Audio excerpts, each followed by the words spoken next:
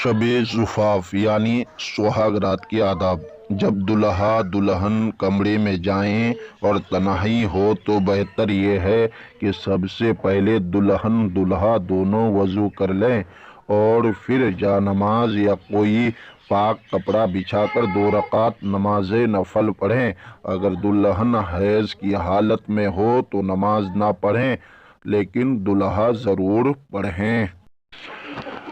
हदीस हज़रत अब्दुल्ला बिन मसऊद रदियल्लाहु ताला अन्हु फरमाते हैं कि एक शख्स ने उनसे बयान किया कि मैंने एक जवान लड़की से निकाह किया और मुझे अंदेशा है कि वो मुझे पसंद नहीं करेगी। हज़रत अब्दुल्ला बिन मसऊद रदियल्लाहु ताला अन्हु ने फरमाया, मोहब्बत व उल्फत अल्लाह की तरफ से होती है और नफ़रत शैतान की तरफ से। जब तुम अपनी बीवी के पास जाओ तो सबसे पहले उससे कहो कि वो तुम्हारे पीछे 2 रकात नमाज पढ़ें। इंशाअल्लाह तुम उससे मोहब्बत व उल्फत करने वाली पाओगे।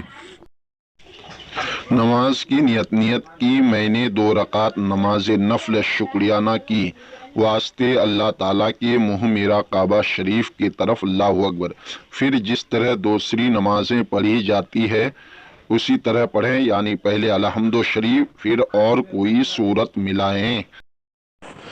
नमाज के बाद इस तरह दुआ करें, ए अल्लाह तेरा शुक्र व एहसान है कि तूने हमें ये दिन दिखाया और हमें इस खुशी व नियामत से नवाजा और हमें अपने प्यारे हबीब सल्लल्लाहु ताला अलैहि वसल्लम की इस सुन्नत पर अमल करने की तौफीक अता फरमाई। ए अल्लाह हमारी इस खुशी को हमेशा इसी तरह कायम रख, हमें मील मिलाप प्यार व मोहब्बत के साथ इत्तेफाक व इत्तिहाद की ज़िंदगी गुजारने की तौफीक अता फरमा। ए रब्बे कदीर हमें नेक व स्वालिह और फरमा बरदार औलाद अता फरमा। ए अल्लाह हम दोनों पर हमेशा अपनी रहमत कायम रख और ईमान की सलामती अता फरमा।